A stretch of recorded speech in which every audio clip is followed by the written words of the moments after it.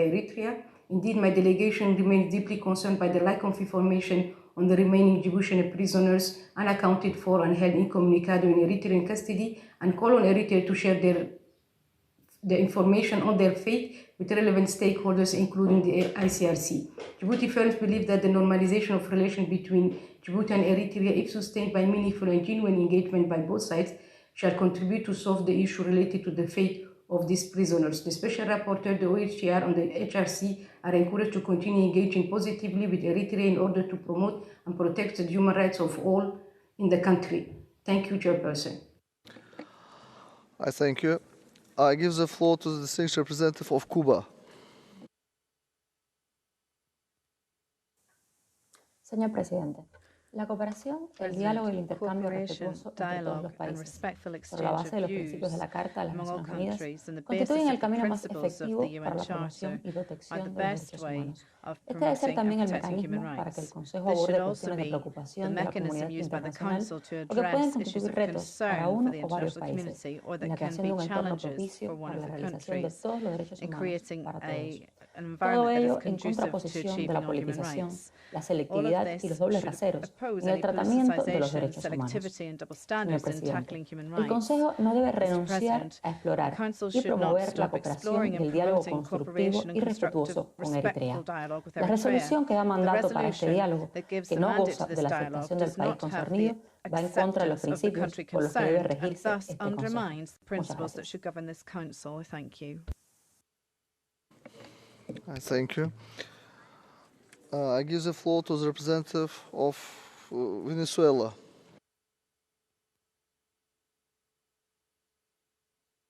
Gracias, presidente.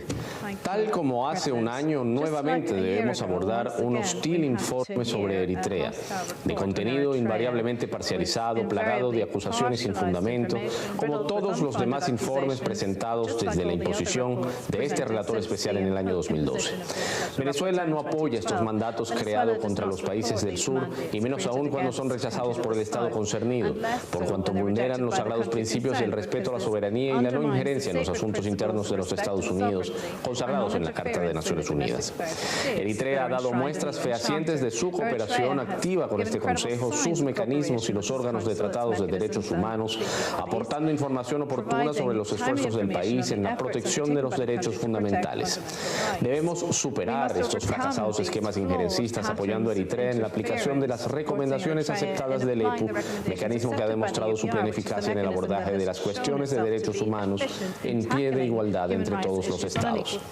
Es hora de poner fin a este mandato impuesto a Eritrea, que ha conducido a una década perdida sin más resultado que el despilfarro de los escasos recursos disponibles. Reiteramos la necesidad de que este Consejo cumpla con su mandato de promover y proteger los derechos humanos en el mundo sobre la base del diálogo genuino y la cooperación, que son sus pilares fundamentales. Muchas gracias. I thank you. I give the floor to the distinguished representative of Australia.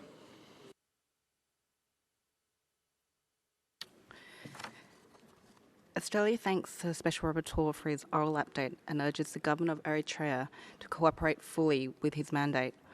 We are gravely concerned by Eritrea's involvement in the Ethiopian conflict and reports of human rights violations and abuses, including the forced returns of Eritrean refugees. We call on Eritrea to investigate all alleged human rights violations committed by its troops during the conflict, including deeply concerning allegations of rape and other sexual and gender-based violence. Australia remains concerned by ongoing reports of forced labour, child labour and prolonged compulsory national service. We call on Eritrea to cease the recruitment and use of children and allow them to their right to life and education. We are concerned by continuing restrictions on freedom of association, expression and religion or belief. We call on the Government of Eritrea to immediately release all prisoners detained for their religious beliefs or for exercising their right to freedom of expression or assembly. We reaffirm our support for the Special Rapporteur's mandate and ask how the Special Rapporteur is coordinating with the Commission of Human Rights experts on Ethiopia in its investigation. We thank you. I thank you. I give the floor to the representative of Sudan. شكرا السيد نائب الرئيس. في البدء يود وفد بلادي الترحيب بوفد أريتريا الموقر ويقدر مشاركته الفاعلة كدولة عضو في أعمال هذا المجلس، كما يرحب بالمقرر الخاص المعني بحالة حقوق الإنسان بأريتريا. يود وفد بلادي التأكيد على أهمية تعزيز حقوق الإنسان في كافة الدول بمنهج بعيد عن التسييس والانتقائية. كما يود التأكيد على احترام السيادة الوطنية لإريتريا ووحدة أراضيها واستقلالها السياسي وضرورة استصحاب رؤيتها بشأن كيفية وشكل التعاون بينها وبين آليات حقوق الإنسان المختلفة. كما يأمل وفد بلادي في زيادة إريتريا لتعاونها مع مجلس حقوق الإنسان وآليات حقوق الإنسان المختلفة. شكرا السيد نائب الرئيس. I thank you. I give the floor to the representative of Russian Federation.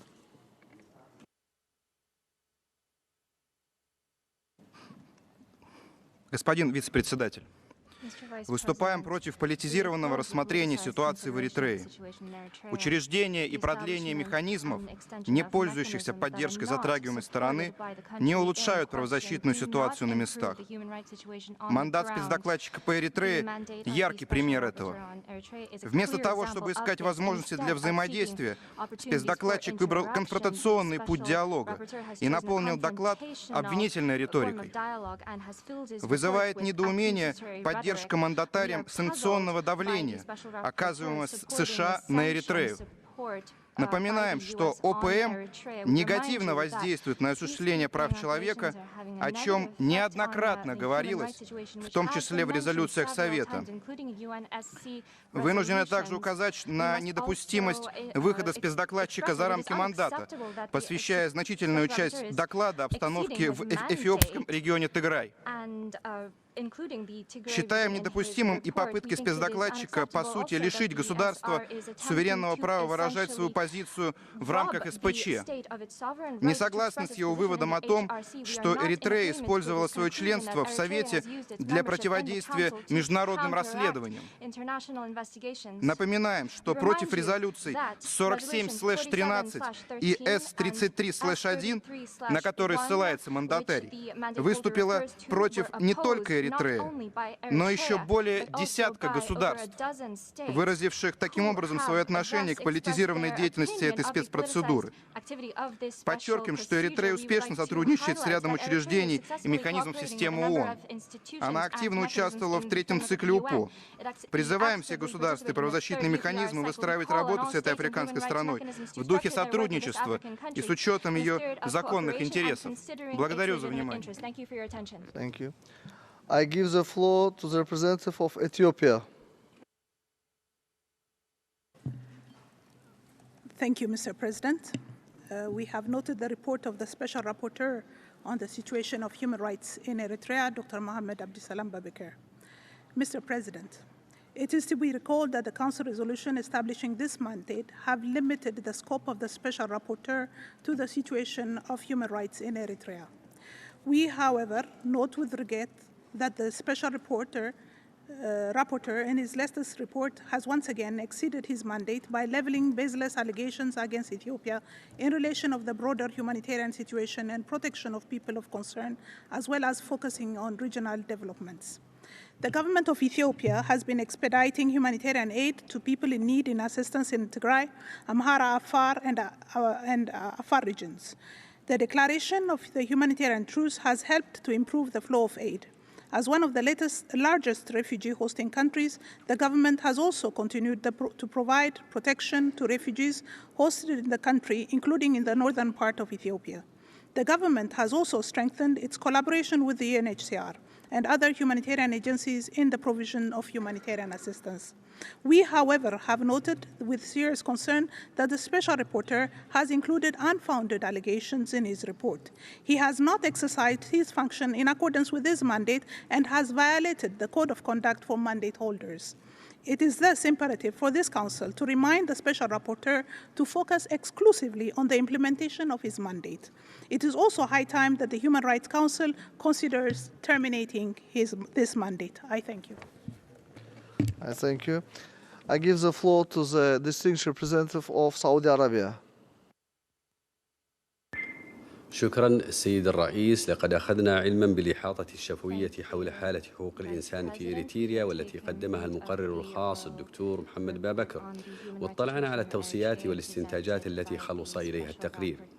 السيد الرئيس، كما ذكر سعادة ممثل إريتريا فإن بلاده تمر بتحديات جمة تتطلب تفهما ودعما دوليا، ولم تدخر حكومة بلادي جهدا بدعم كافة المساعي والجهود الرامية لدعم الاستقرار والأمن في إريتريا بشكل خاص والقرن الأفريقي بشكل عام، وإننا في هذا السياق نثمن جهود إريتريا التي اتخذتها لتعزيز وحماية حقوق الإنسان، وندعو إلى التكاتف مع إريتريا بما يمكنها من تحقيق تطلعات شعبها وطموحاته. كما أن بلادي على استعداد للتواصل والتنسيق مع المجتمع الدولي والاستمرار في لعب دور بناء في تعزيز الحوار. وأخيرا السيد الرئيس، إن بعثة بلادي تنوه بجهود المقرر الخاص وتعيد التأكيد على أن آلية الاستعراض الدولي الشامل هي الوسيلة المثلى لمراجعة حالة حقوق الإنسان في جميع الدول بما فيها إريتريا في إطار من الحوار والتعاون الذي يؤدي لتعزيز وحماية حقوق الإنسان. وشكرا السيد الرئيس. Thank you, Excellency. I give the floor to the distinguished representative of China. 主席先生，中方赞赏鄂特政府积极推动经济社会发展，努力消除贫困，提高人民生活水平，积极落实在国别人权审议中接受的建议。有关国家对鄂特实施单边强制措施，损害鄂的人权，应立即予以取消。我们理解鄂特在新冠肺炎疫情影响下，在促进和保护人权方面所面临的挑战。 中方一贯主张通过对话与合作促进和保护人权，反对将人权问题政治化、工具化，反对以人权为借口干涉别国内政。鄂特和地区国家均反对人权理事会继续设立鄂特人权状况特别报告员，设立该特别机制加剧人权理事会对抗。 耗费联合国宝贵资源，特别报告员报告涉及提格雷问题，这超越了其授权，我们对此表示关切。各方应同鄂特开展建设性对话与合作，根据鄂特意愿向其提供帮助。谢谢主席先生。 All countries should constructively cooperate and provide Eritrea with help in accordance with its needs, with its will. Thank you. Korea. Thank you, Mr. Vice President. The DPRK delegation is of the view that any debate based on prejudice and aimed at political objectives is not conducive but counterproductive to the genuine promotion and protection of human rights, and therefore such practice should be discontinued. The genuine willingness and preparedness of the government of Eritrea for the promotion and protection of human rights and efforts to that end should be duly taken into account and further encouraged. The HRC and OHCHR should avoid application of politicization, selectivity, and double standards in the fields of human rights and encourage the constructive dialogue and cooperation to promote understanding of the different realities and to explore effective ways for the promotion and protection of human rights. I thank you. Thank you. Now I give the floor to the representative of Belarus. Хотели бы подтвердить, что Беларусь не поддерживает принятие страновых резолюций и учреждение страновых мандатов без согласия на то правительств затронутых государств. Мы подчеркиваем, что страновые резолюции в СПЧ являются политическими инициативами, а страновые мандаты подчинены интересам группы западных государств. Мы выражаем наше несогласие с обсуждением на каждой сессии СПЧ ситуации с правами человека в Эритрее. Последняя дискуссия была 3 месяца назад. Полагаем, что авторы резолюции по Эритрее таким образом лукавят и уклоняются от обсуждения собственных провалов в сфере прав человека. Давайте лучше послушаем Латвию, Литву, Польшу, Чехию, Эстонию, что у них с гиперинфляцией, или как они обращались с просителями убежища, или, может, объяснять свои нападки на русскоязычное население и его дискриминацию. Очередной доклад по Эритрее не выдерживает никакой критики. Методику его подготовки на основе дистанционного мониторинга мы не признаем и ставим под сомнение все его содержание. Поездки спецдокладчика в Италию, Нидерланды, Норвегию и Швецию и благодарность им за поддержку. No English translation, as I understood.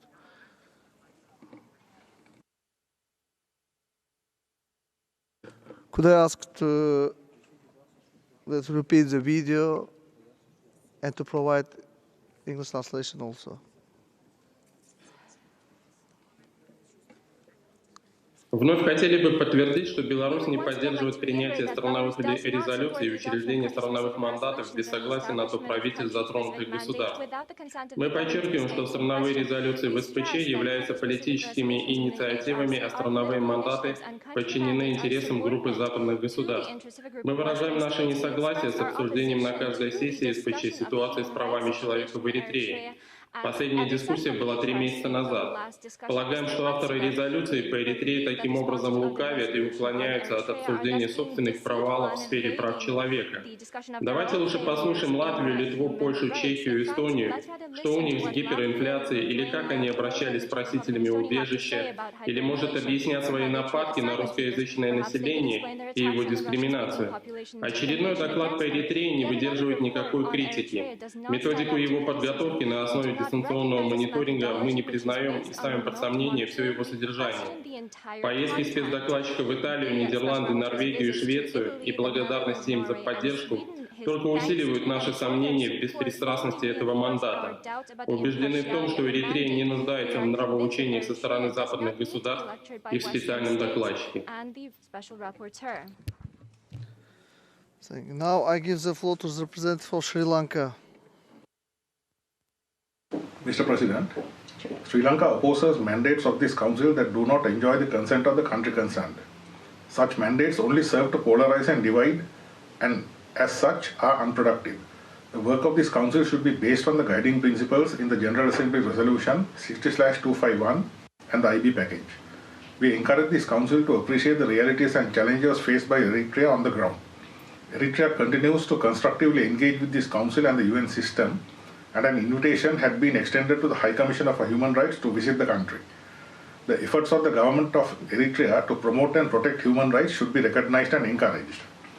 Sri Lanka reiterates that principles of sovereign equality, respect for territorial integrity and non-interference should guide the work of this Council, and that human rights issues must be addressed through cooperation and mutual respect. Thank you. I thank you. I give the floor to the distinguished representative of Ireland. Thank you, Mr. Vice President. Ireland aligns with the statement of the EU and thanks the Special Rapporteur for his report. The situation of human rights in Eritrea continues to be of great concern. We are deeply troubled by the widespread impunity for past and ongoing human rights violations, including arbitrary arrests and incommunicado detention, enforced disappearances, sexual and gender-based violence, forced labour and restrictions on the media and the civic space. Ireland is concerned by the efforts of the Eritrean government to control the activities of the Eritrean diaspora, many of whom have sought refuge abroad due to the dire human rights situation. We condemn the use of intimidation or reprisals against members of the diaspora as well as their families. Ireland calls on the government of Eritrea to immediately release all those arbitrarily detained and end its cruel policy of indefinite military conscription. We again call for the total withdrawal of Eritrean armed forces from northern Ethiopia and emphasise the need for accountability for violations of international human rights law and international humanitarian law committed by Eritrean troops. We call on the government of Eritrea, as a member of this council, to uphold the highest standards in the promotion and protection of human rights by urgently engaging with human rights mechanisms, including the Special Rapporteur, and undertake tangible reforms. Special Rapporteur, how can the international community and member states support Eritrean human rights defenders and civil society organisations in their invaluable work promoting human rights? Thank you. I thank you. I invite distinguished representative of United Kingdom of Great Britain and Northern Ireland to take the floor. Thank you, Mr. Vice President. The United Kingdom thanks the Special Rapporteur for his work and his report on the human rights situation in Eritrea, which remains deeply concerning. We take this opportunity to again urge Eritrea to take steps to address long-standing human rights concerns expressed by this Council, including prioritising national service reform, releasing all those in arbitrary detention, and guaranteeing the freedom of religion or belief for all faiths and the freedom of expression and association. And we call on Eritrea to cooperate with the mandate of the Special Rapporteur. We're also disappointed by the continued lack of progress from Eritrea in implementing recommendations it accepted during its last Universal Periodic Review. We called on them to do so as a priority. Mr. Vice President, we continue to urge the Eritrean government to engage constructively with the recommendations of the 3rd November UN Ethiopian Human Rights Commission Joint Investigation Report. We also urge them to work both with the Human Rights Council mandated mechanism of 17 December 2021 to investigate and redress the human rights violations and abuses committed during the conflict in Ethiopia. We are concerned that the recent increased tensions on the border between Eritrea and the Tigray region of Ethiopia could lead to further conflict, putting already vulnerable civilian populations at even greater risk. We would expect all sides to the conflict in northern Ethiopia to respect international human rights and international humanitarian law. Special Rapporteur, will you consider engaging with the International Commission of Human Rights Experts to share best practice, analysis and insight on engaging on human rights in Eritrea? Thank you. I thank you. I give the floor to the distinguished representative of Yemen. السيد الرئيس اطلعنا على تقرير السيد المقرر الخاص المعني بحالة حقوق الإنسان في إريتريا ونود هنا أن نؤكد على أن أعمال حقوق الإنسان لابد أن تتبع نهج حقيقي قائم على الحوار والتعاون مع البلد المعني وتجنب التسييس والانتقائية وأن تكون تقارير أصحاب الولايات معتمدة على مصادر معلومات تم التحقق منها مع مراعاة الخصائص الوطنية لكل بلد. كما نؤكد على أهمية الالتزام بالمبادئ الأساسية التي قام عليها مجلس حقوق الإنسان المدني على التعاون مع الحكومات. وفي هذا الإطار سيكون من الضروري أخذ رؤية الحكومة الإريترية بشأن كيفية وشكل التعاون الذي يمكن أن يقوم بينها وبين آليات حقوق الإنسان بعين الاعتبار. تثمن بلادي جهود الحكومة الإريترية الرامية إلى تعزيز وحماية حقوق الإنسان على الرغم من التحديات والصعوبات التي تواجهها، وتشكر بها تعاونها مع الجهات الفاعلة الإقليمية والدولية وتدعوها لمواصلة تلك الجهود والتعاون. I thank you. I give the floor to the distinguished representative of Burundi.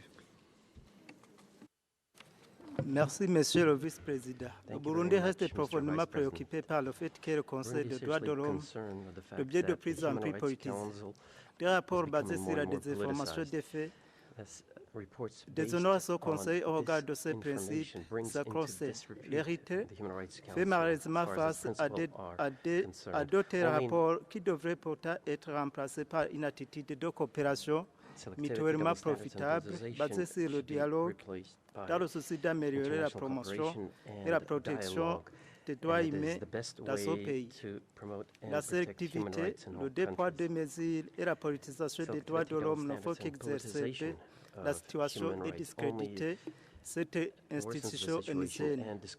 Pour clore, nous exhortons la communauté internationale et le Conseil des droits de l'homme de coopérer avec objectivité claire lors de l'analyse des questions des droits de l'homme dans le pays concerné. Je vous remercie. Je vous remercie. I give the floor to the distinguished representative of Iran for video statement.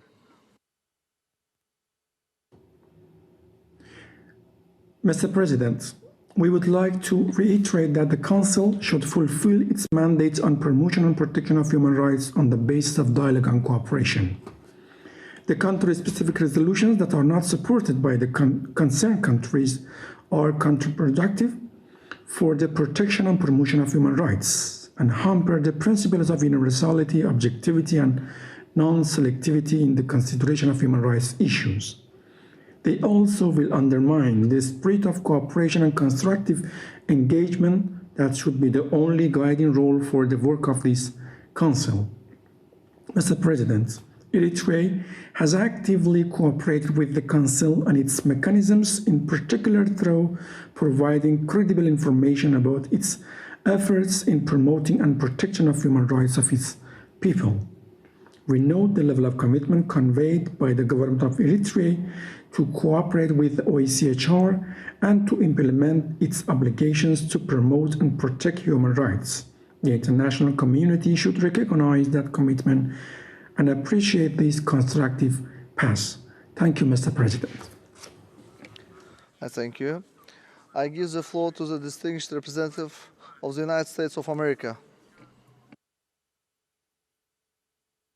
Thank you, Mr. Vice President and Special Rapporteur Babikar. The United States condemns actions reportedly committed by Eritrea, including the arrests of individuals merely for exercising their freedoms of expression, religion, or belief, and peaceful assembly, as well as those who legitimately claim conscientious objector status from compulsory or indefinite national service. The United States continues to be alarmed at Eritrea's involvement in the conflict in northern Ethiopia. We remain gravely concerned that Eritrean government forces there have reportedly committed human rights abuses, including arbitrary killings, torture, rape, and other forms of sexual violence, including against children. We also remain deeply disturbed by reports that Eritrean forces have forcibly returned Eritrean refugees in Ethiopia to Eritrea. We call for the government of Eritrea to hold accountable those responsible for human rights abuses and violations. I thank you very much. I thank you. I give the floor to the distinguished representative of Somalia. Thank you, Mr. Vice President. At the outset, Somalia would like to welcome the Special Rapporteur as well as the distinguished delegation of the State of Eritrea at this interactive dialogue. We take note of the contents of the report and also the comments made by the distinguished representative of Eritrea.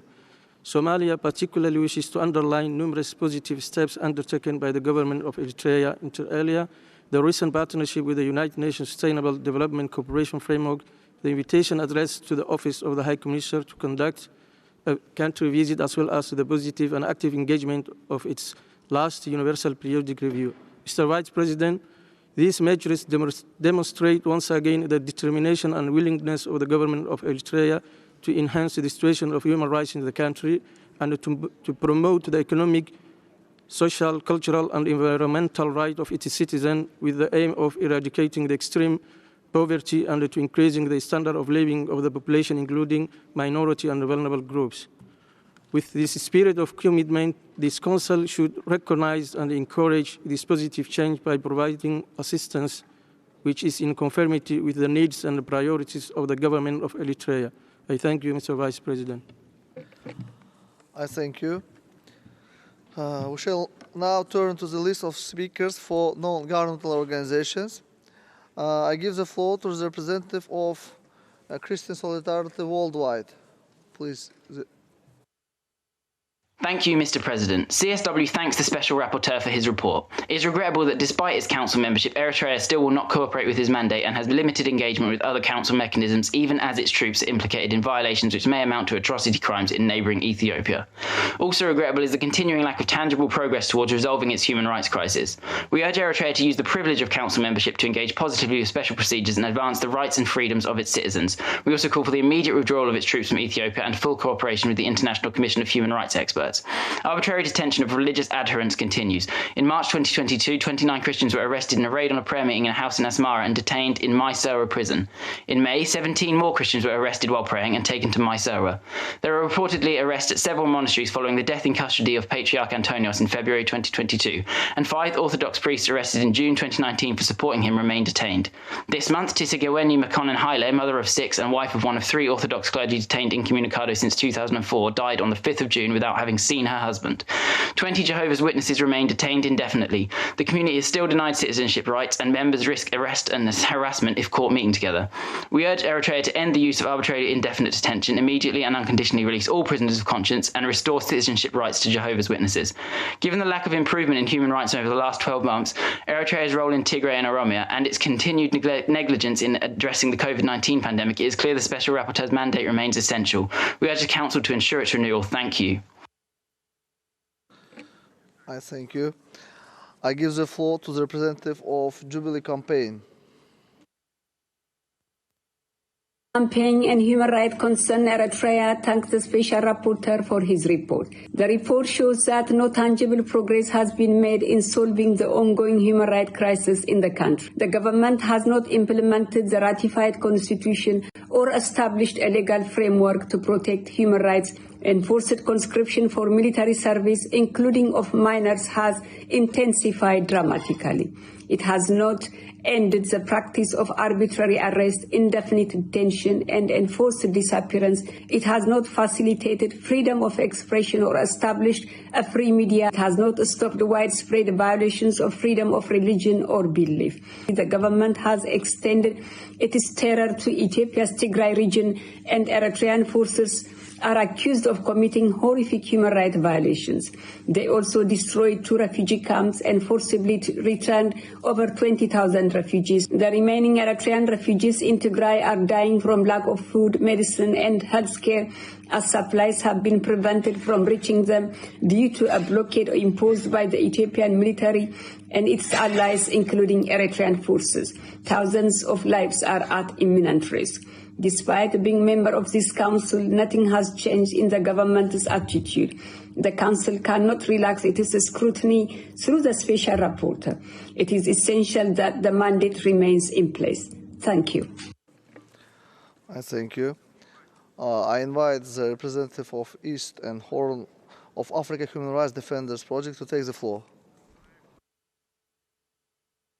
Thank you, Mr. Vice President. Mr. Special Rapporteur, your report provides compelling evidence of ongoing grave violations in Eritrea and atrocities Eritrean forces have committed in Tigray. In some areas, the situation has deteriorated. As you write, Gifa has dramatically intensified, and conscripts have been forced to fight in a gruesome war. Refugees who are living in Tigray were kidnapped and forcefully returned to Eritrea. Some of them have been forced to go back to Tigray to fight. As Eritreans are trapped in cycles of poverty and vulnerability, and the right to education is severely affected, the government refuses to meaningfully cooperate with the UN human rights system. Eritrea remains among the very few countries that have never received any visit by a special procedure. Mr. Vice President, after the former sponsors of Eritrea resolutions decided to drop their initiative based on reasons unrelated to human rights, we welcome the initiative that 6 states took to maintain scrutiny of the country. We believe it's now time for the Council to move beyond procedural resolutions and to clearly describe and condemn violations Eritrean authorities commit. The Council should extend the Special Rapporteur's mandate and enshrine the benchmarks for progress, as well as recommendations made by UN bodies and mechanisms which form a roadmap for reforms. Thank you. I thank you. I give the floor to the representative of CPTI. Thank you, Mr. Vice President. Conscience and Peace Tax International thanks you for your report, Dr. Babiker, particularly your update on forced recruitment, indefinite military service for both men and women, and deployment of child soldiers, and for mentioning Eritrea's continued failure to recognise the right of conscientious objection. After last year's report that 3 Jehovah's Witnesses imprisoned for refusing call-up in 1994 had at last been released, other conscientious objectors still remain in detention. Hinuk Gibru for over 17 years since the 1st of February 2005, Yusuf Fesehaye since 2006, Samuel Girme since 2009, Berket Habteyesus without charge since 2014. CPTI calls on Eritrea to restore lawfulness to military recruitment, conscripting only through orderly procedures and for no longer than the 18 months stipulated by law, and by instituting a genuinely civilian alternative for conscientious objectors. And we call on you, Mr. Special Rapporteur, to continue to monitor this issue closely. Thank you, Mr. Vice President. I thank you. I give the floor to the representative of Civicus, Worldwide Alliance for Citizen Participation. advocates on the Eritrean Movement for Democracy and Human Rights welcome the work of the Special Rapporteur and his latest report. Despite its re-election for a second term as a member of the Human Rights Council, the situation of human rights in Eritrea remains of the utmost concern. The civic space is closed with no free and independent press, and at least 16 journalists have remained in detention without trial for about 2 decades. There is a culture of impunity for the perpetrators of human rights violations and abuses, including arbitrary and incommunicado detention, inhumane and degrading treatment of Eritreans through torture, forced labor and sexual violence, religious and ethnic minority oppression, denials of the rights of free expression and peaceful assembly, and escalating conscription of youth in the national army, compounded by increasing militarization of the country. The Special Rapporteur identified benchmarks for human rights progress in 2019 to address these concerns, but the government has so far refused to engage on their basis. Eritrea's continued lack of cooperation with council mechanisms, as well as other UN agencies, undermine the implementation of their activities and programs.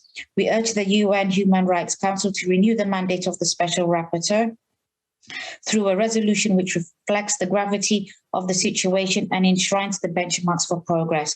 We further call on the government of Eritrea to fully cooperate and allow access to UN Human Rights Council mechanisms.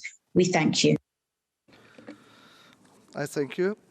I give the floor to the representative of Center for Global Non-Killing. Dear human beings, Mr. President, Mr. Special Rapporteur, dear delegation of Eritrea, Excellencies, ladies and gentlemen, greetings of peace and understanding. To found and to lead a nation is an extraordinary opportunity. Be it through a process of self-determination, a constitutional process, a change of government, or for any reason. However, the past is never as important as the future. Theory of change is not about shame, blame, or accountability. Hoping these are never needed. It is not either about double standards, the UPR, or country mandates. It is about making for ourselves a difference, a betterment, a change, but that is valid for all. The Enlightenment philosophy used to say, quote, the greatest good for the greatest number. The philosophy of human rights spells differently, sufficient good for all, each and everyone. We know there are problems everywhere, and in Eritrea. They are listed, and in Dignity, we regularly engage on Eritrean issues. We know there are solutions everywhere. They are to be created and used. The tools of development, of peace, respect for life are available to each and all. We are waiting to see them used and to see a brighter future for the people and institutions of Eritrea, now and everywhere. Thank you, Mr. President. I thank you. I give the floor to the representative of Human Rights Watch. Thank you. As repression in Eritrea shows no sign of abating, we welcome the Special Rapporteur's report. Since last year, the government has taken no steps to end its widespread forced labour and conscription, and it continues to severely restrict basic freedoms and obstruct independent scrutiny. As spelt out in the Special Rapporteur's report, individuals continue to be held incommunicado and detained indefinitely, some for decades. September marked the 20th anniversary of the government's arrest of 11 government officials who had called for political reforms, and 10 prominent journalists. At least 10 are reported to have died in detention. People have once again been detained purely because of their religious beliefs. In February 2022, Abun Antonius, the deposed Eritrean Orthodox Church patriarch, died while under house arrest, which he had been subject to since 2007. Since war broke out in Ethiopia's Tigray region, we have received reports of mass waves of roundups of Eritreans to fill the army's ranks. This continues to drive flight from Eritrea. Eritrean forces in Tigray have continued to commit serious violations, including mass arbitrary detentions, as well as pillage and rape of Tigrayans in the Western Tigray zone. Eritrea's Human Rights Council membership has not led to greater respect for international standards, nor implementation of key recommendations made by the Council's procedures. We call on the Human Rights Council to extend the Special Rapporteur's mandate and call on Eritrea to cooperate with the Special Rapporteur. I thank you. Now I give the floor to the representative of Centre d'études juridiques africaines. Monsieur le vice-président, monsieur le rapporteur spécial, mesdames, messieurs, à l'instar du rapporteur spécial, le Centre d'études juridiques africaines, CEJA, est extrêmement préoccupé par la gravité de la situation des droits de l'homme en Érythrée. En effet, le CEJA tient à souligner que la participation des forces érythréennes dans le conflit du Tigré, théâtre d'un conflit meurtrier, emporte des conséquences délétères sur la protection des libertés et des droits fondamentaux des citoyens.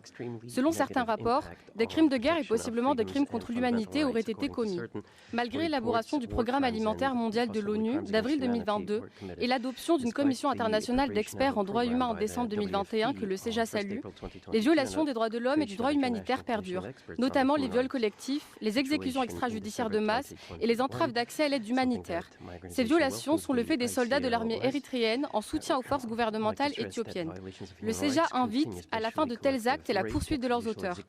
Le CEJA exhorte le gouvernement érythréen au respect des instruments juridiques internationaux et africains librement ratifiés, tels que le Pacte international relatif aux droits civils et politiques, la Convention contre la torture et autres peines ou traitements cruels, inhumains ou dégradants, ainsi que la Charte africaine des droits de l'homme et des peuples.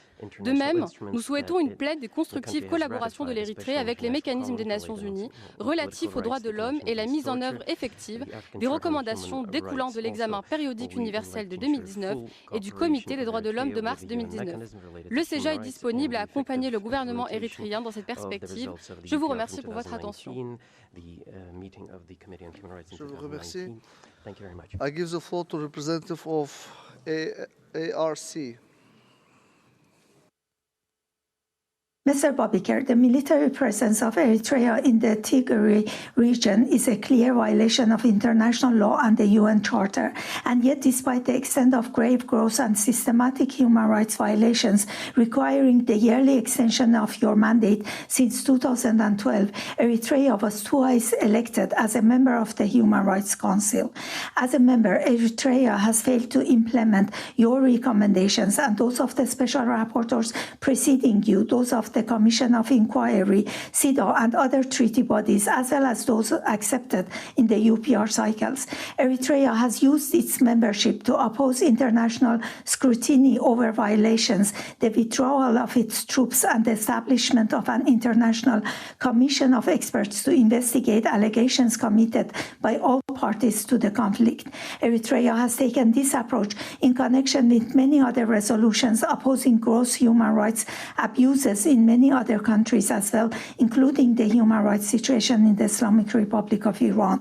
Mr. Babiker, given the extent of human rights violations, the persistent disregard for all recommendations given to this day, and no indication of any will to change course, would you not deem it appropriate and judicious to recommend the suspension of the country from the Human Rights Council based on the Resolution 6251? Thank you.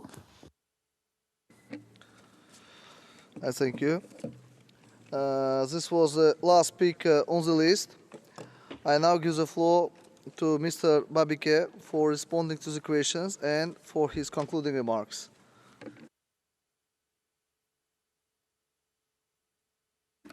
Thank you, Your Excellency. And thank you for the questions raised by members of the Council and member states. Regarding some questions, I would like actually to respond to the question related to by Australia about the engagement of the Special Rapporteur with the Commission of Human Rights Experts on Ethiopia and the investigation.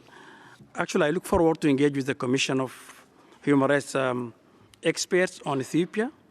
And while my mandate is separate and distinct, however, there is a scope of cooperation between the two mandates.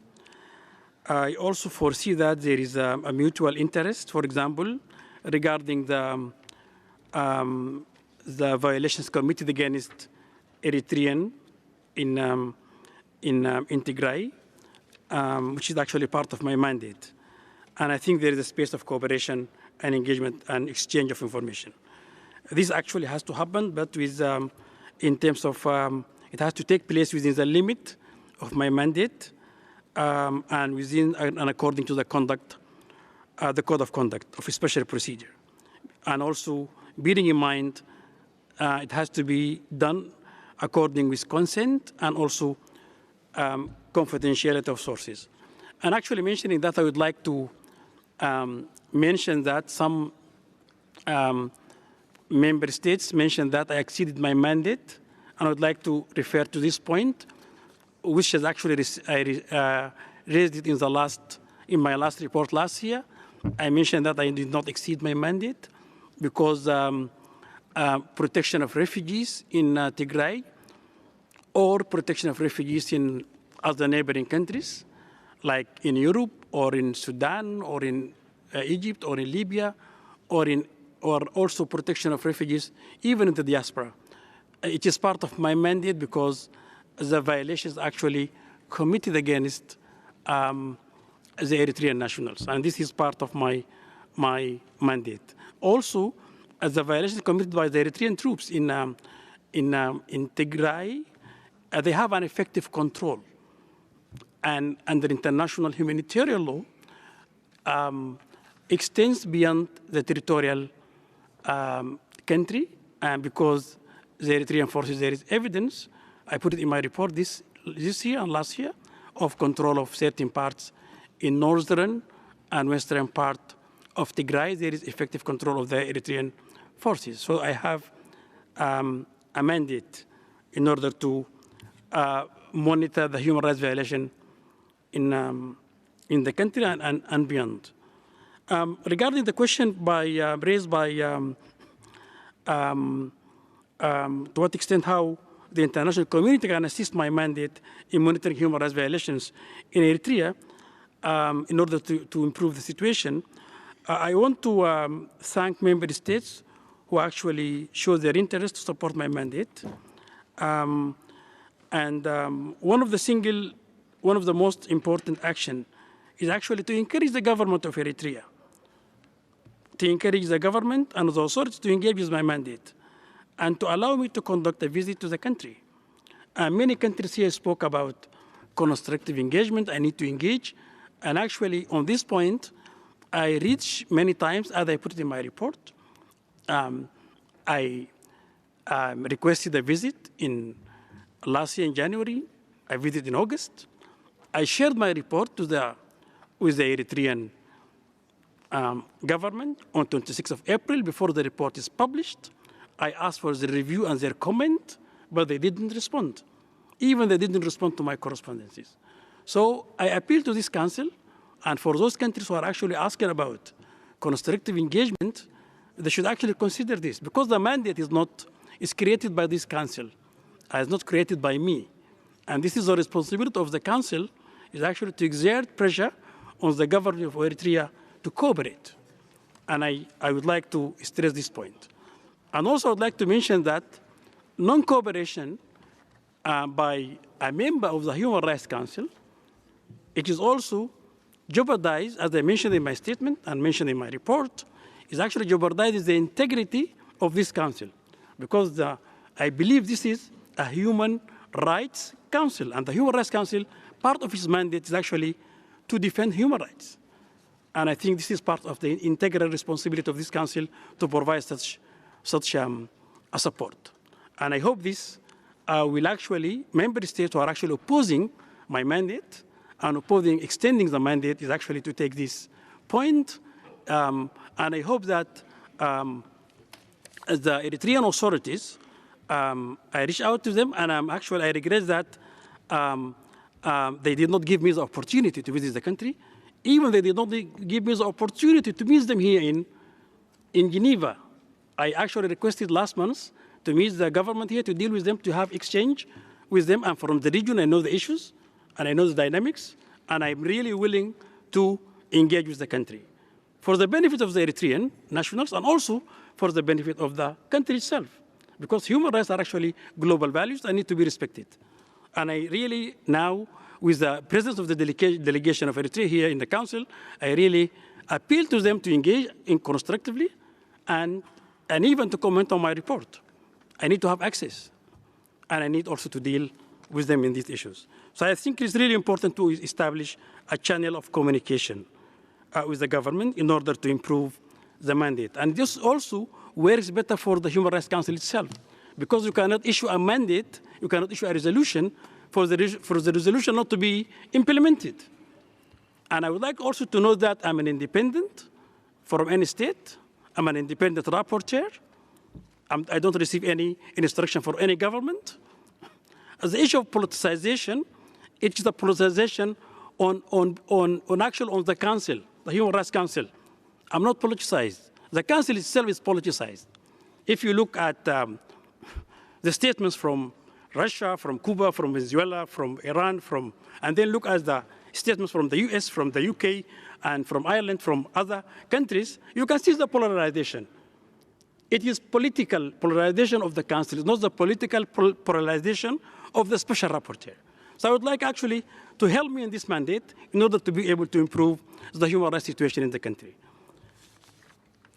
And there is a question about investigation. How can this? There is no progress made regarding the human rights violations.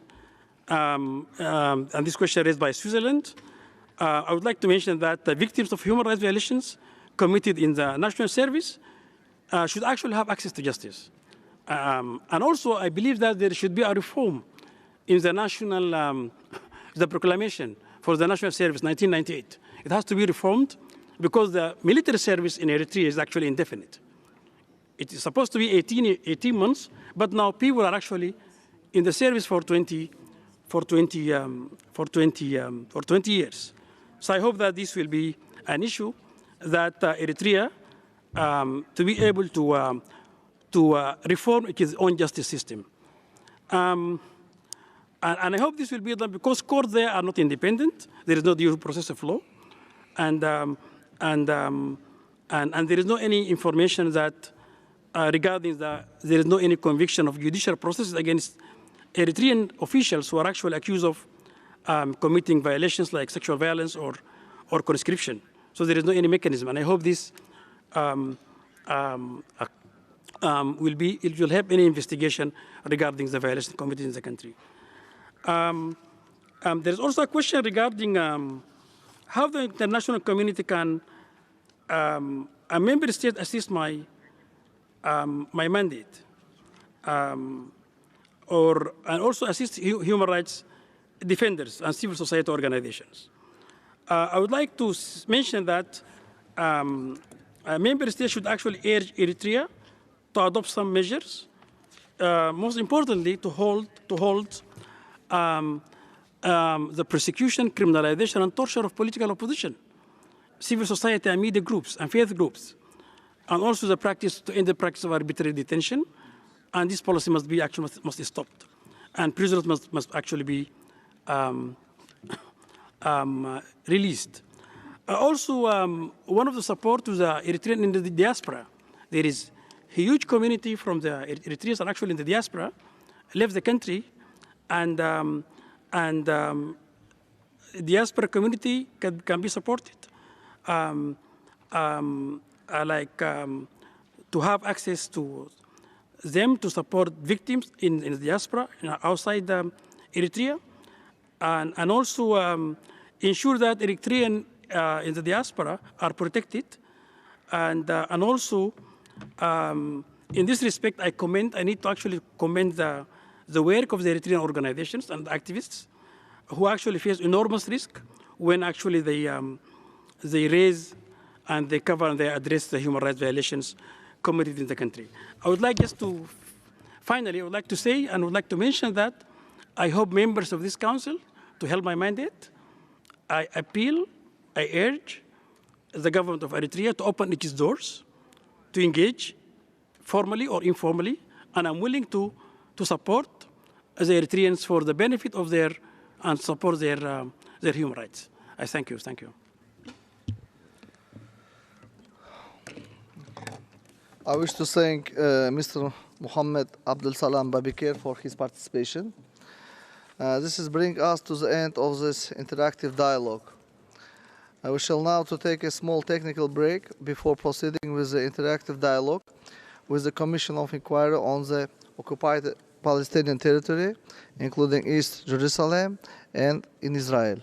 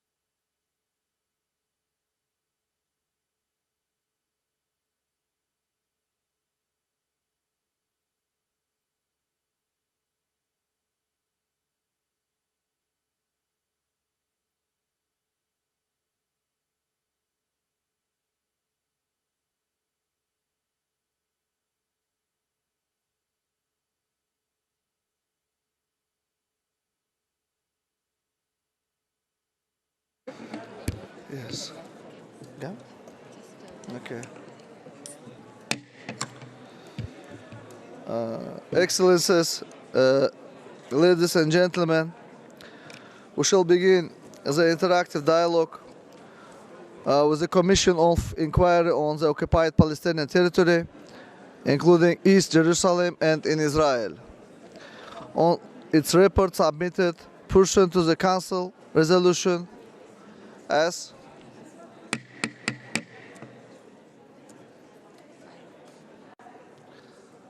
silence, please. Sorry, I will repeat. Excellencies, ladies and gentlemen, we shall begin the interactive dialogue with the Commission of Inquiry on the Occupied Palestinian Territory, including East Jerusalem and in Israel, on its report submitted pursuant to the Council resolution as 30/1. The list of speakers will close in 15 minutes. It's my pleasure to welcome the distinguished members of the Commission of Inquiry, Ms. Navi Pillai, Mr. Milon Kotari, and Mr. Chris Sidoti. I now give the floor to Ms. Navi Pillai for the presentation of the report of the Commission. Please, Excellency, the floor is yours. Thank you, Vice President. Excellencies, members of the Council, we are pleased to present our first report, which responds to the fifth point in our mandate, namely analyzing the similarities in the findings and recommendations of all United Nations fact-finding missions and commissions of inquiry on the situation.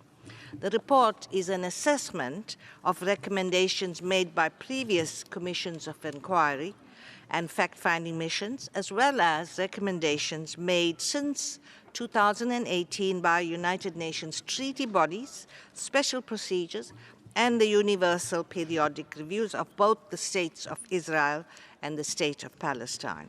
In doing this, we have focused on the findings and recommendations that directly related to underlying root causes of recurrent tensions, instability, and protraction of conflict.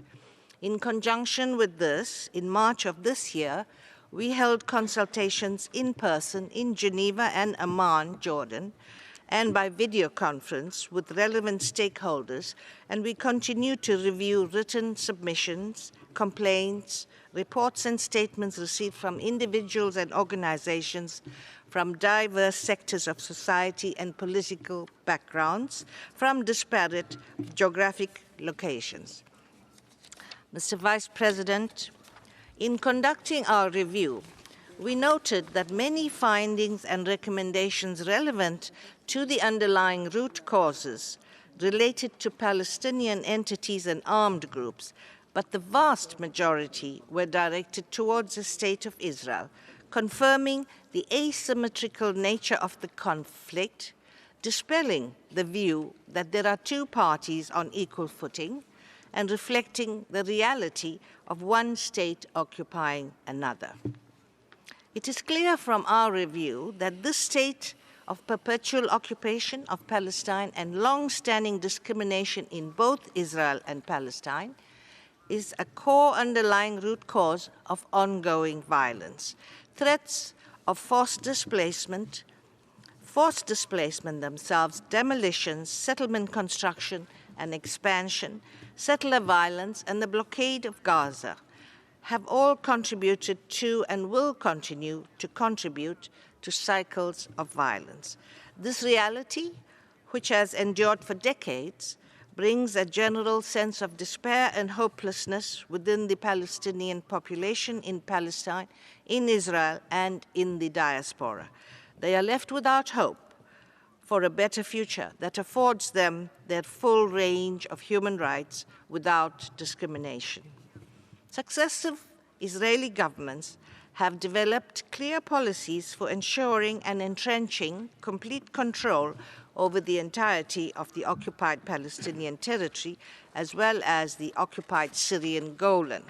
A recent Supreme Court decision notably contributed to this process in ruling that thousands of Palestinian residents of Masafa Yatta in the West Bank could be forcibly removed. This decision stands in stark contrast to core principles of international humanitarian law and international human rights law that are identified in our report. This continued situation of occupation and discrimination is being used by Palestinian duty bearers to justify their own violations and abuses of international law, including the failure of the Palestinian Authority to hold legislative and presidential elections. The de facto authorities in Gaza have shown little commitment towards upholding human rights and no adherence to international humanitarian law.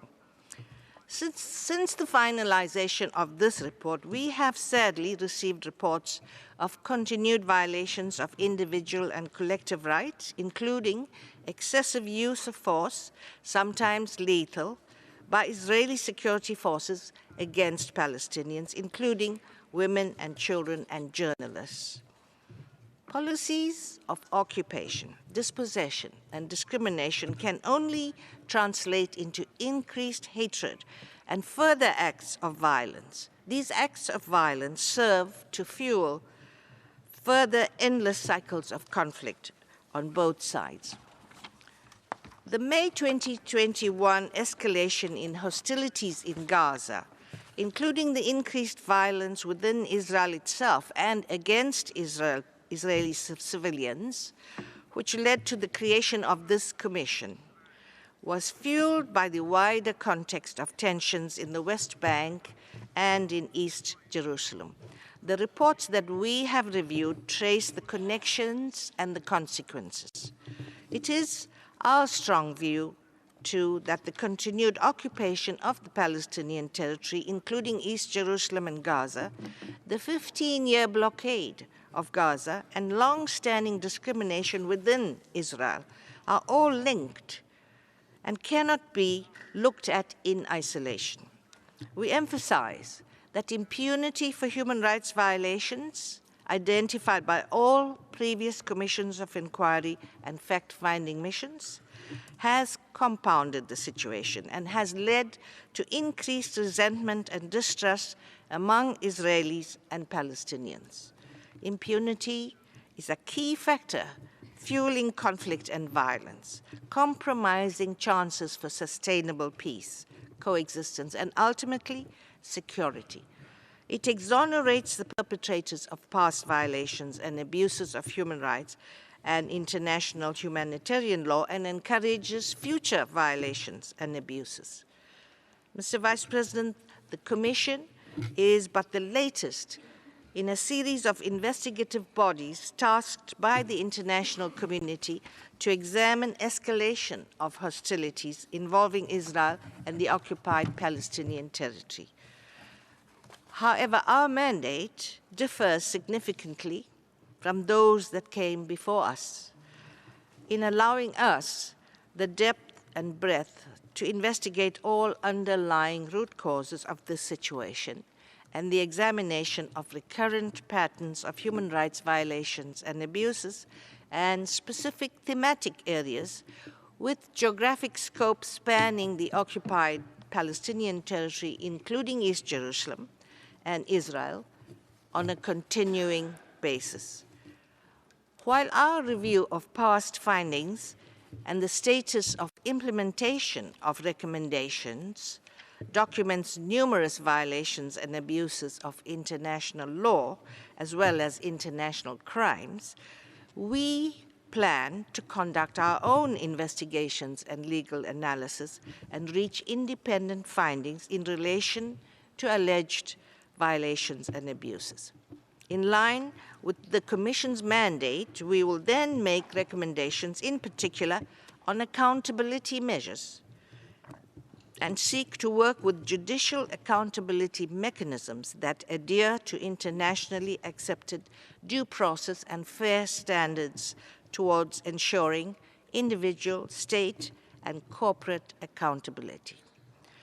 We are already interacting with international judicial accountability mechanisms in line with our mandate to end impunity and ensure accountability, including individual criminal accountability. The Commission has made numerous attempts to engage with the government of Israel and underlining the importance of hearing from all concerned parties, from all duty bearers, victims, and witnesses. We regret that Israel has so far refused to cooperate or to allow entry to Israel. Israel has also refused to permit access to the occupied territory of the State of Palestine, despite the latter's active cooperation and desire to allow the Commission to visit. This refusal has obstructed the Commission from engaging with some stakeholders in all territories, including victims of rocket and other attacks directed at civilians inside Israel. Mr. Vice President, as previously noted by the Independent Commission of Inquiry on the 2014 Gaza conflict, the persistent lack of implementation of UN resolutions contributes to the systematic recurrence of violations in Israel and the occupied Palestinian territory. Given a clear refusal by Israel to take concrete measures to implement the findings and recommendations of past commissions, the international community must urgently explore new ways of ensuring compliance with international law. We note that the international community has thus far failed to take any meaningful measures to ensure compliance with international law and influence Israel in bringing an end to the occupation. This is despite the unavoidable parallels with the recent demonstration of the ability of third states and international mechanisms to take prompt and unified action to ensure respect of international law in the face of aggression, occupation, and violations of international law by a member state of the United Nations. The question has to be asked why such a difference in approaches exists and why there are glaring double standards when it comes to holding perpetrators accountable. In accordance with our mandate from the Human Rights Council, we will carefully assess the responsibilities of third states, along with that of private and other actors, in the continued violations and abuses of human rights law and violations of international humanitarian law in Palestine and Israel. This includes, but is not limited to, the transfer of arms, when there is a clear risk that they might be used to commit or facilitate serious violations or abuses of international human rights law or serious violations of international humanitarian law. My fellow commissioners and I therefore stress three overarching recommendations at this initial phase of our work, which we have found from our review are necessary to address the root causes of the conflict. The occupation must end now. All persons in Palestine and Israel must be afforded all their human rights without discrimination, including their right to live in peace and security alongside their neighbors. The international community must adhere to its international obligations to ensure full respect for international law in Israel and the occupied Palestinian territory and work towards ensuring that those responsible for international crimes are held to account. Finally, let me stress that while the three commissioners intend to fully implement the broad and complex mandate entrusted upon them, we are dismayed that our capacity has been weakened by the budget of the Commission having been reduced by 25% of the amount that this Council had approved. We urge this Council to look at the situation that detracts from the United Nations commitment to human rights and indeed the decisions of this Council itself. We ask members of the Council to consider measures to reinstate resources to enable the Commission to operate at an adequate capacity. Thank you, Mr. Vice President. I thank you, Ms. Pillay. According to our practice, we shall start by hearing from the delegation of country concerned. I give the floor to the distinguished representative of Israel.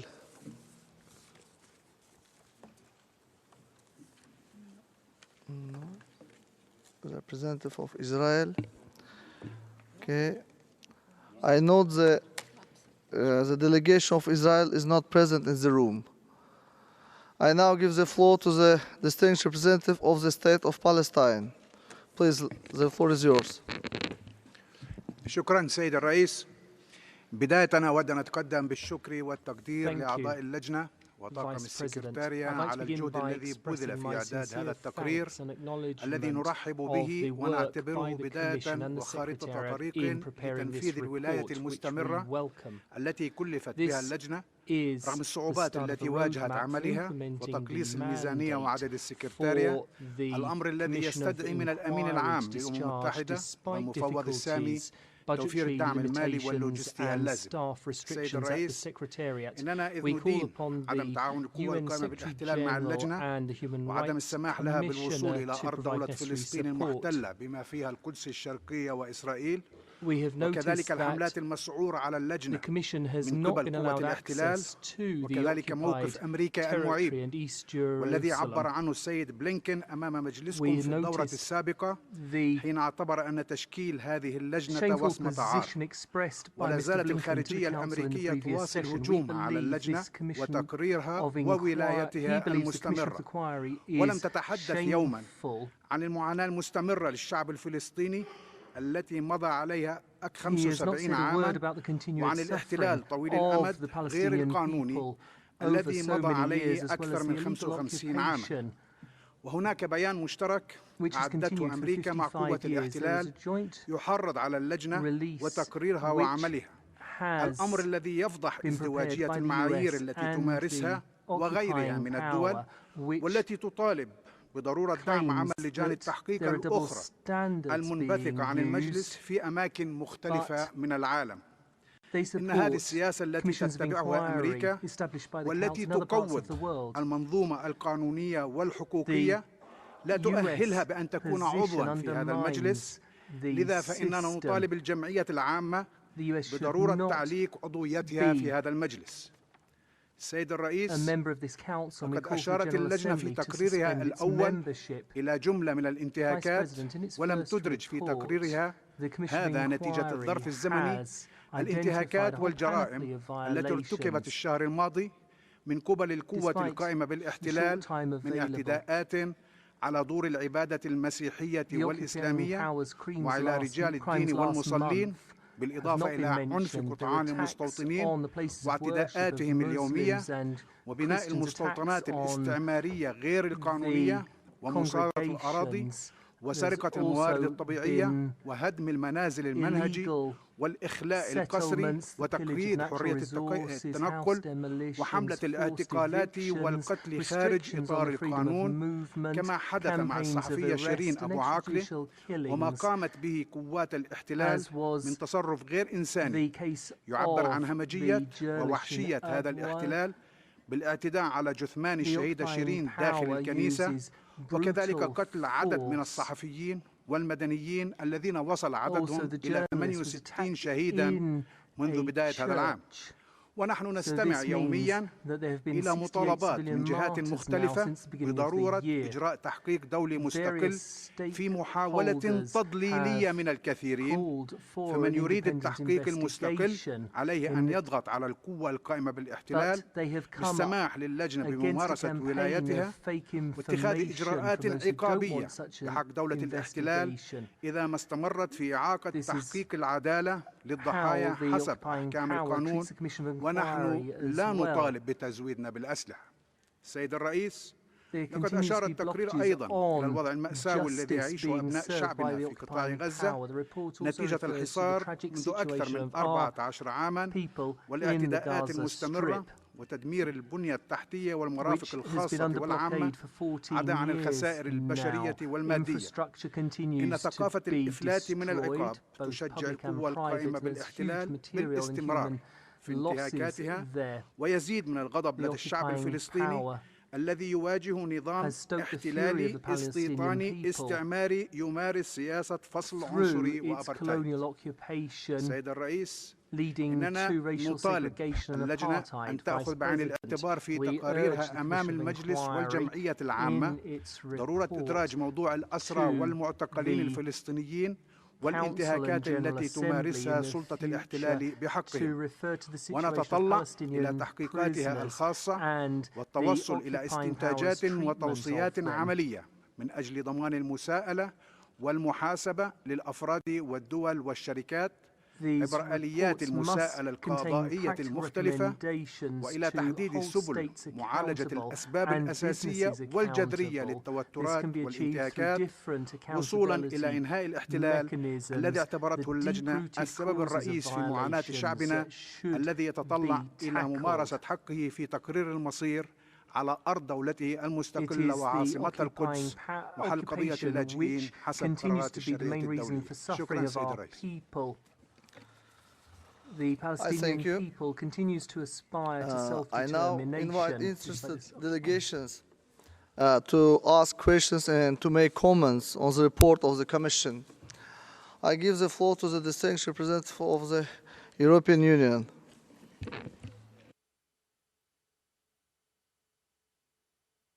The EU has carefully assessed the report by the Commission of Inquiry and thanks you for the presentation.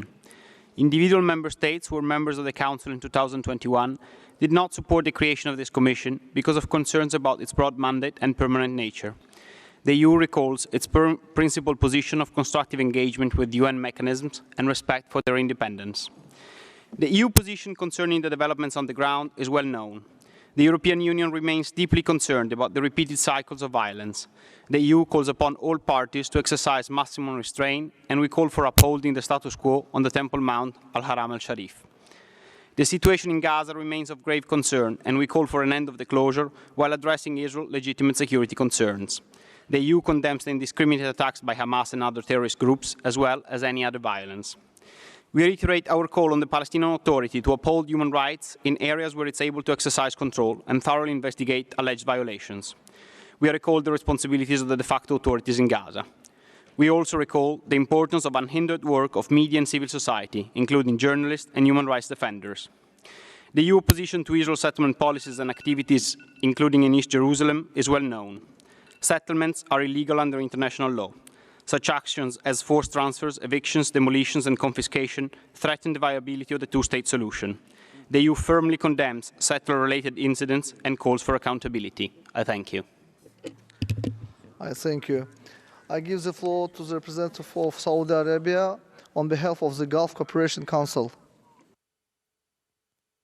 شكرا السيد الرئيس. تشكر دول مجلس التعاون لجنة التحقيق على تقريرها المفصل وتأسف لأنه خلص لاستنتاجات تؤكد للمجتمع الدولي أن لا نية للقوة القائمة بالاحتلال بإنهاء الاحتلال ولا بالاعتراف بأي شرعية ولا ولاية دولية ولا بتنفيذ أي من التوصيات، ضاربة عرض الحائط بكافة المواثيق الدولية وأسس ميثاق الأمم المتحدة. وتأسف أيضا لتقصير المجتمع الدولي في حث إسرائيل على القيام بواجباتها واحترام المواثيق الدولية ذات الصلة. السيد الرئيس، تريد دول مجلس التعاون التأكيد على أن حصار الشعب الفلسطيني في غزة منذ أكثر من 15 عاما حسب ما ورد في التقرير، والتمييز ضد الفلسطينيين والتشديد القسري والتوسع الاستيطاني والعنف المستمر وقتل المدنيين العزل والانتهاكات المستمرة التي لا تحصى بحق الشعب الفلسطيني، كلها عوامل من شأنها أن تخوض إمكانية تحقيق السلام ووضع حد للعنف في المنطقة. من هنا تدعو دول مجلس التعاون والمجتمع الدولي مجددا إلى تحمل مسؤولياته تجاه الانتهاكات بحق الشعب الفلسطيني ولبذل المزيد من الجهود لاستئناف عملية السلام والمفاوضات بين الجانب الفلسطيني وإسرائيل وقيام الدولة الفلسطينية المستقلة ضمن حدود 67 عاصمتها القدس الشرقية وضمان حقوق اللاجئين وفق مبادرة السلام العربية وحل الدولتين وقرارات الشرعية الدولية ذات الصلة. وشكرا السيد الرئيس. I thank you. I give the floor to the distinguished representative of Pakistan on behalf of the Organization of Islamic Cooperation. Thank you, Mr. President. The OIC member states welcome the first report by the Commission of Inquiry. We strongly regret, once again, the lack of cooperation by Israel, the occupying power, with the Commission and all other UN mechanisms. The OIC strongly condemns the motivated attacks and disinformation campaign waged in order to delegitimize the work of COI, mandated to investigate all violations of international human rights, humanitarian laws in the occupied Palestinian territory, including East Jerusalem and in Israel. Such attacks undermine the authority of this Council. Mr. President, the overwhelming support for the Commission of Inquiry by the Council reflects the international community's determination to expose Israel's apartheid regime and hold the perpetrators accountable for the violations of the Fourth Geneva Convention and the customary international law. We affirm views of the COI on the centrality of occupation as the core issue, which, to echo the COI, must end now. The only way to reverse historical injustices and ensure realization of the right to self-determination by the Palestinian people is to end the decades-long colonial occupation. We urge the international community to end its double standards and honor the obligations by bringing an end to occupation of all occupied Arab territories, liberating people from tyranny of apartheid policies, and enabling Palestinian people to secure their own independent, viable, and contiguous states with Al-Quds al-Sharif as its capital. List of countries would be available on the extranet. Thank you. I thank you. I invite the distinguished representative of Jordan to take the floor on the behalf of the group of Arab states. شكرا سيد الرئيس. يشرفني أن ألقي هذا البيان باسم المجموعة العربية. بداية ترحب المجموعة العربية بأعضاء لجنة تقصي الحقائق وتشكرهم على الجهود المبذولة في إعداد التقرير الأول وعلى العرض الوافي والقيم له. ونود أن نعرب أيضا عن استيائنا الشديد من استمرار إسرائيل القوة القائمة بالاحتلال في عدم التعاون مع لجان تقصي الحقائق وأي من آليات مجلس حقوق الإنسان أو السماح لهم بالدخول إلى الأراضي الفلسطينية. السيد الرئيس، في تقريرها الأول قدمت لجنة تقصي الحقائق مراجعة لكافة الاستنتاجات والتوصيات التي توصلت لها لجان تقصي الحقائق السابقة وآليات الأمم المتحدة الأخرى، وقد حددت القضايا الشاملة التي تكمن في جوهر معظم التوصيات. وركزت اللجنة أيضا على النتائج والتوصيات التي تتعلق مباشرة بالأسباب الجذرية الأساسية للاعتداءات المتكررة. ومن أهم النتائج التي توصلت إليها اللجنة أن الاحتلال المستمر للأراضي الفلسطينية المحتلة بما في ذلك القدس إلى جانب الحصار الجائر على غزة لمدة 15 عاما والتمييز طويل الأمد داخل إسرائيل مرتبطون بشكل جوهري ولا يمكن النظر إليهم في عزلة. وفي هذا الصدد تؤكد المجموعة العربية على أن إنهاء الاحتلال الإسرائيلي الغاشم للأرض الفلسطينية المحتلة هو الخطوة الأولى لإنهاء الدورة المستمرة للعنف والانتهاكات بحق الشعب الفلسطيني. وتتطلع المجموعة العربية إلى التقرير التالي الذي سوف تقدمه اللجنة إلى الجمعية العامة هذا العام. سيد الرئيس، ختاما تعرب المجموعة العربية عن دعمها الكامل للجنة تقصي الحقائق وتدين بشدة كافة الهجمات على اللجنة وأعضائها والتي تشنها عدة جهات لنزع الشرعية من عمل اللجنة، حيث تقوض هذه الهجمات مجلس حقوق الإنسان وتعرقل عمله في تعزيز حقوق الإنسان لجميع الشعوب. إن المساءلة والمحاسبة هما حجر الأساس لأعمال مجلس حقوق الإنسان، والدعم الساحق للجنة التحقيق يعكس تصميم المجتمع الدولي على كشف جميع الانتهاكات ونظام الفصل العنصري الإسرائيلي وفقا للقيم والالتزامات الدولية. شكرا سيد الرئيس. I give the floor to the distinguished representative of the United States of America on behalf of a group of countries. Thank you, Mr. Vice President. I read this statement on behalf of a growing cross-regional group of 22 countries, including the United States, that are deeply concerned about the open-ended commission of inquiry established following the escalation of violence in May 2021. Resolution S-30-1 established a COI of open-ended mandate with no sunset clause, end date, or clear limitations connected to the escalation in May of 2021. For this reason, many of the Council's members at the time expressed fundamental concerns when Resolution S-30-1 came up for adoption. To be clear, no one is above scrutiny, and it is this Council's responsibility to promote and protect human rights the world over. We must work to counter impunity and promote accountability on a basis of consistent and universally applied standards. We believe the nature of the COI established last May is further demonstration of long-standing disproportionate attention given to Israel in the Council and must stop. We continue to believe that this long-standing disproportionate scrutiny should end and that the Council should address all human rights concerns, regardless of country, in an even-handed manner. Regrettably, we are concerned that the Commission of Inquiry will further contribute to the polarization of a situation about which so many of us are concerned. I thank you. I thank you. Now I give the floor to the distinguished representative of Pakistan on behalf of a group of countries. Thank you, Mr. President. I have the honor to deliver this statement on behalf of a growing cross-regional group of 61 countries. We thank the Commission of Inquiry for its first report. We express serious concerns over attempts to undermine the HRC-mandated COI and casting aspersions on its members. We urge the Council members and observers to reject such attempts that question the authority of this Council. We note with concern the resource constraints being encountered by the COI. We stand ready to support mobilization of requisite resources and call on all states to do likewise. We regret that Israel continues to deny UN human rights mechanisms, including the COI, access to the OPT.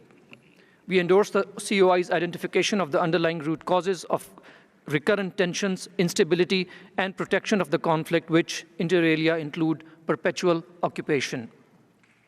These symptoms are also instrumental in exacerbating grave violations and abuses of international humanitarian and human rights law in OPT, including East Jerusalem.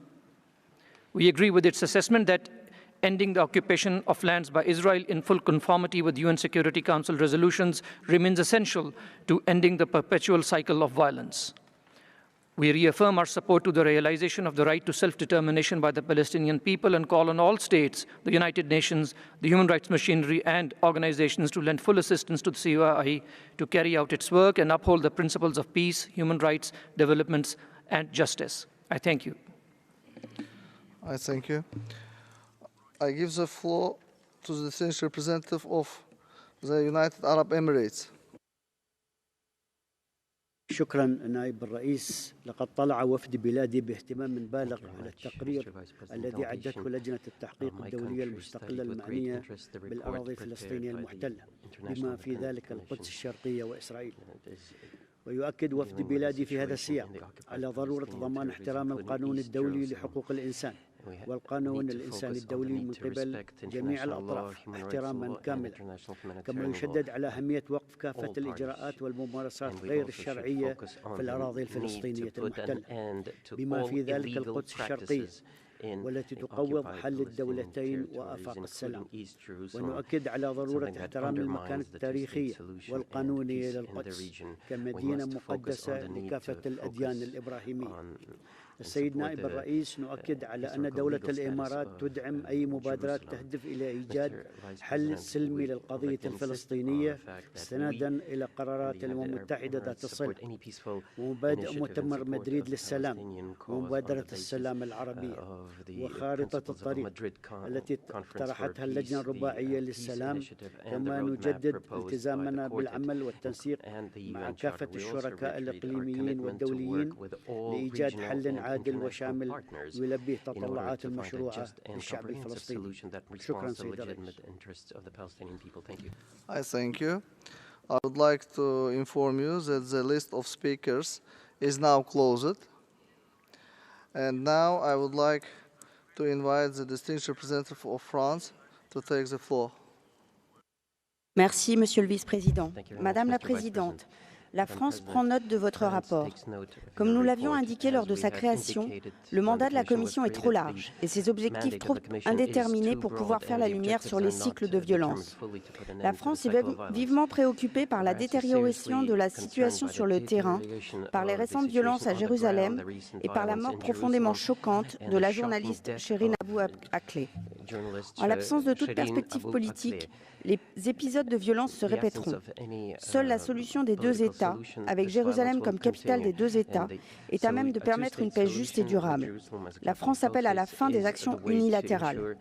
La France condamne fermement les attentats terroristes qui ont touché Israël ces dernières semaines. Nous ne transigerons jamais avec la sécurité d'Israël. La France déplore la poursuite de la politique de colonisation illégale en droit international qui alimente la violence et compromet le règlement politique. Elle réitère son appel à Israël à suspendre définitivement les évictions de familles palestiniennes et les démolitions, en particulier à Jérusalem-Est et à Massafer et Ata, de même que l'extension et la création de colonies dans les territoires palestiniens. Israël doit assurer la protection de tous les civils, y compris les Palestiniens, en vertu du droit international. L'engagement de la France en faveur du respect des droits légitimes des Palestiniens est indéfectible. Par ailleurs, l'autorité palestinienne doit lutter contre l'impunité et préserver les libertés d'expression et de manifestation dans les territoires palestiniens. Des institutions démocratiques fortes fondées sur un État de droit et une société civile dynamique sont indispensables pour la création d'un État palestinien viable. Je vous remercie. Je vous remercie. I give the floor to the distinguished representative of Qatar. السيد الرئيس، بداية نتقدم بالشكر إلى لجنة التحقيق على تقريرها، ونستنكر عدم تعاون السلطات الاحتلال الإسرائيلي معها لتمكينها من أداء ولايتها. نتفق مع ما خلصت إليه اللجنة من أن عدم تنفيذ التوصيات الرئيسية المتعلقة بالأسباب الأساسية للتوترات وعدم الاستقرار وإطالة النزاع هو السبب الرئيسي في تكرار الانتهاكات بصورة ممنهجة في فلسطين، وتشجيع إسرائيل القوات القائمة بالاحتلال على الإمعان في ارتكاب المزيد من الانتهاكات الواسعة والجسيمة للمواثيق والقوانين والقرارات الدولية. وفي هذا الصدد نود التأكيد على ضرورة وقف التعامل بالمعايير المزدوجة، وندعو المجتمع الدولي إلى اتخاذ جميع الإجراءات اللازمة لإنهاء الاحتلال الإسرائيلي للأراضي الفلسطينية والعربية المحتلة، ورفع الحصار المفروض على قطاع غزة، ووقف الاعتداءات والعدوان على الشعب الفلسطيني، وإنهاء السياسات والممارسات الإسرائيلية والاستيطانية والعنصرية، ووقف التشريد القسري وهدم المنازل، وجميع المحاولات الرامية لتغيير هوية مدينة القدس الشريف ووضعها التاريخي والقانوني، وضمان المساءلة لجميع المسؤولين الإسرائيليين عن الانتهاكات التي ترتكب ضد أبناء الشعب الفلسطيني. ختاما، تؤكد دولة قطر موقفها الثابت في دعم القضية الفلسطينية ودعمها المطلق لكافة الحقوق المشروعة للشعب الفلسطيني، وفي مقدمتها الحق في إقامة دولته المستقلة وعاصمتها القدس الشريف. شكرا سيد النائب الرئيس. I thank you. I give the floor to the distinguished representative of Cuba. Señor presidente, agradecemos la presentación de la Comisión de Investigación. Resulta preocupante que las principales conclusiones y recomendaciones de anteriores mecanismos de investigación no han sido aplicadas. Se mantienen las causas de fondo que subyacen en las tensiones, la inestabilidad y la prolongación del conflicto, lo cual está en la base de las sistemáticas violaciones de los derechos humanos en los territorios palestinos ocupados y que la comunidad internacional ha denunciado consistentemente. Coincidimos con el informe en que la ocupación, el bloqueo de territorios palestinos, la persistente discriminación contra los palestinos, los desplazamientos forzosos, las demoliciones, la expansión de los asentamientos ilegales, entre otros factores, seguirán contribuyendo a impulsar los ciclos de violencia. Resulta incomprensible, no obstante, que no se mencione la responsabilidad histórica de las potencias occidentales que han sido y son cómplices de esas y otras graves violaciones de la Carta de la ONU, el derecho internacional y el derecho internacional humanitario. Señor presidente, el pueblo palestino tiene derecho a un Estado soberano e independiente. Las fronteras anteriores a 1967, con Jerusalén Oriental como su capital. Cuba expresa su solidaridad con la causa histórica palestina y apoya una solución amplia, justa y duradera al conflicto. Muchas gracias. I thank you. Maintenant, je donne la parole au représentant du Luxembourg. Merci, Monsieur le Vice-président. Le Luxembourg remercie la Commission internationale indépendante pour son premier rapport qui retrace les cycles répétés de violence et met en évidence le manque de mise en œuvre de la grande majorité des recommandations formulées par les mécanismes onusiens. Le Luxembourg appelle à la pleine coopération de toutes les parties avec la Commission internationale indépendante, notamment en lui accordant l'accès aux territoires palestiniens occupés et en Israël. Le Luxembourg condamne fermement le manque de respect continu des droits de l'homme et du droit international humanitaire dans le territoire palestinien occupé et nous restons particulièrement préoccupés par la politique de colonisation israélienne qui représente une violation flagrante du droit international ainsi que par son impact à long terme sur la population civile palestinienne. L'absence d'établissement des responsabilités et le régime d'impunité généralisée représente également un obstacle majeur à la paix et à la justice. Le Luxembourg note par ailleurs avec préoccupation que les femmes et les enfants sont particulièrement vulnérables, notamment durant les conflits armés, et rappelle les principes fondamentaux de distinction, de proportionnalité et de précaution. Le Luxembourg note l'intention de la Commission de se pencher sur la responsabilité des États tiers face à l'application du droit international humanitaire dans le territoire palestinien occupé.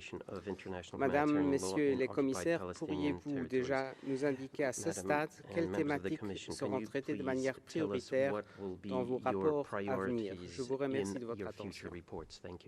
Je vous remercie. Now I give the floor to the distinguished representative of Libya. سيد الرئيس، بداية يرحب وفد بلادي بأعضاء لجنة التحقيق المستقلة ويشكرهم على جهودهم المبذولة في إعداد هذا التقرير ويضم صوته للبيانات المجموعات التي ينتمي إليها ويدين كافة السياسات الممنهجة التي لا تزال تنفذها سلطات الاحتلال وعدم تعاونها الكامل مع اللجنة وضمان وصولها للأراضي الفلسطينية المحتلة. كما نجدد قلقنا العميق حول الانتهاكات التي تمارسها سلطات الاحتلال الإسرائيلي والهيمنة التوسعية والتمييز المتواصل ضد الفلسطينيين والحصار الجائر المفروض على غزة وعدم امتثال سلطات الاحتلال لالتزاماتها بموجب القانون الدولي الإنساني. السيد الرئيس، إن استمرار الصمت الدولي والتجاهل الحقيقي للانتهاكات التي تمارسها سلطات الاحتلال بحق الشعب الفلسطيني بات يشكل غطاء يشجع سلطات الاحتلال في التمادي لتحقيق هيمنتها التوسعية وتنفيذ مشاريعها الاستعمارية على الأراضي الفلسطينية. وندعو من خلال مجلسكم الموقر جميع الدول وهيئات الأمم المتحدة ولجنة التحقيق المستقلة للتصدي لكافة الانتهاكات والتجاوزات التي تمارسها السلطات القائمة بالاحتلال وضمان تحقيق المحاسبة والمساءلة الفاعلة والنزيهة وعدم الإفلات من العقاب والعمل على تحقيق طموحات الشعب الفلسطيني في إقامة دولته المستقلة. شكرا سيدي الرئيس. Thank you. I give the floor to the distinguished representative of Iraq.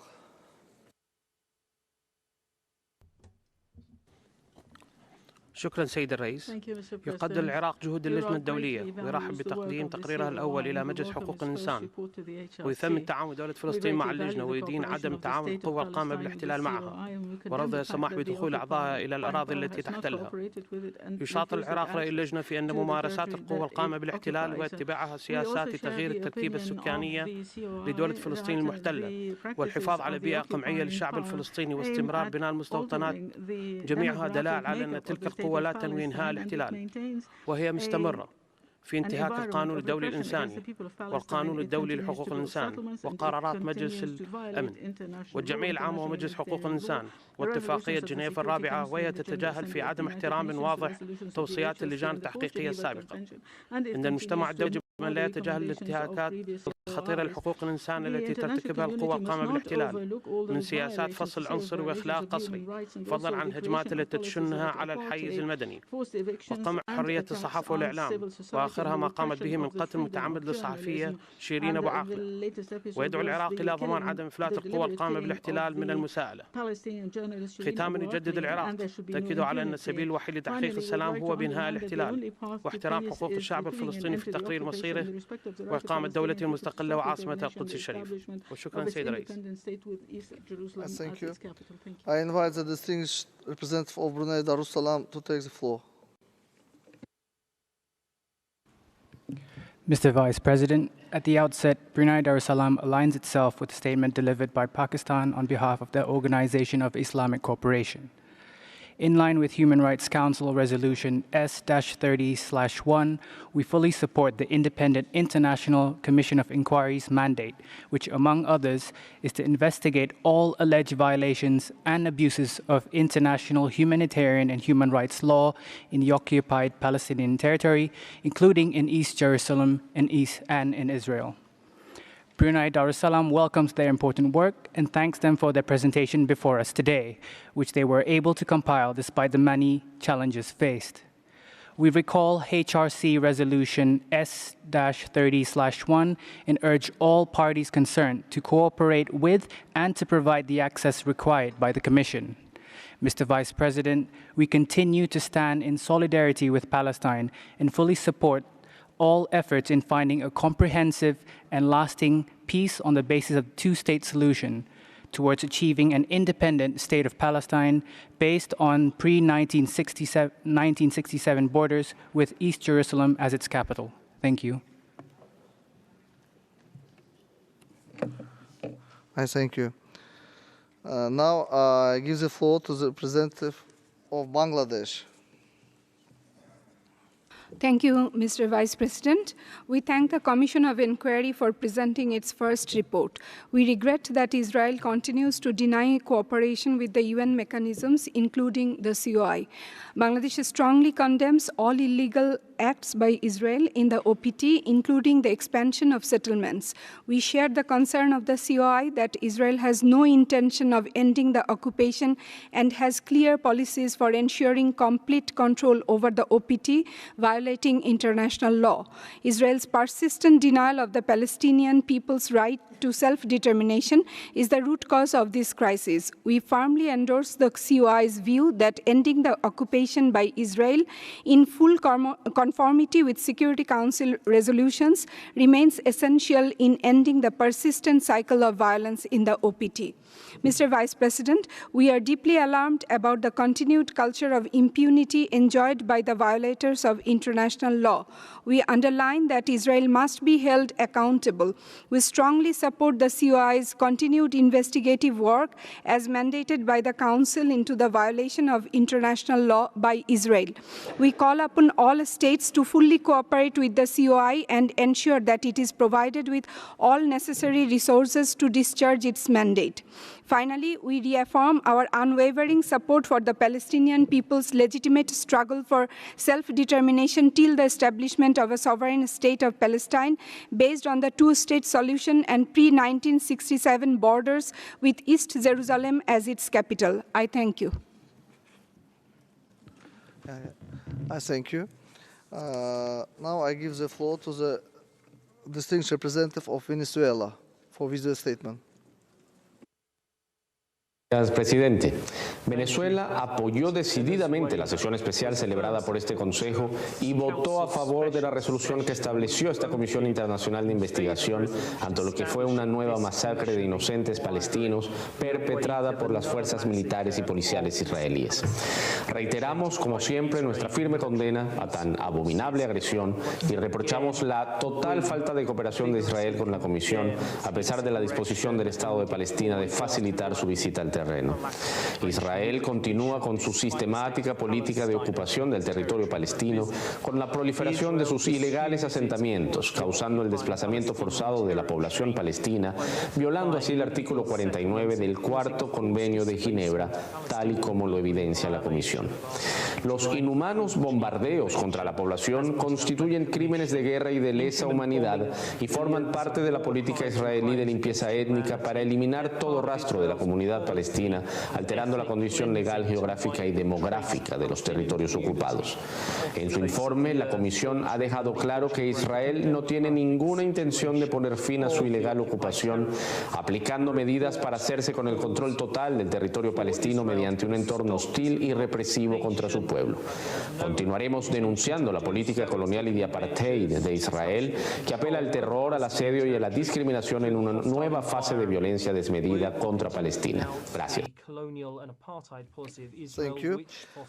Now I give the floor to the distinguished representative of Namibia for video statement.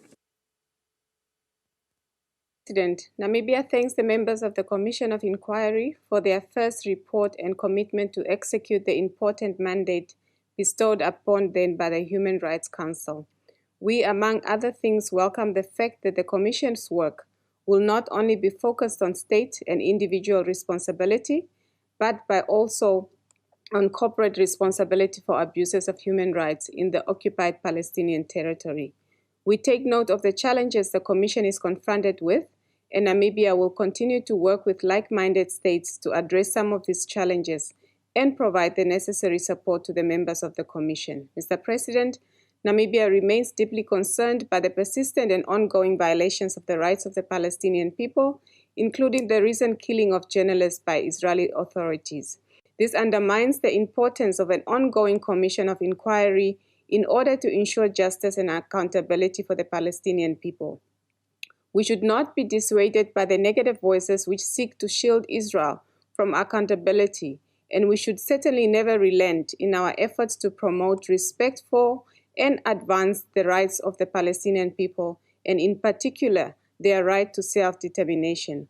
We owe this to the Palestinian people who have suffered for far too long under the illegal and brutal occupation of Israel. Thank you, Mr. President. I thank you. I give the floor to the representative of Russian Federation.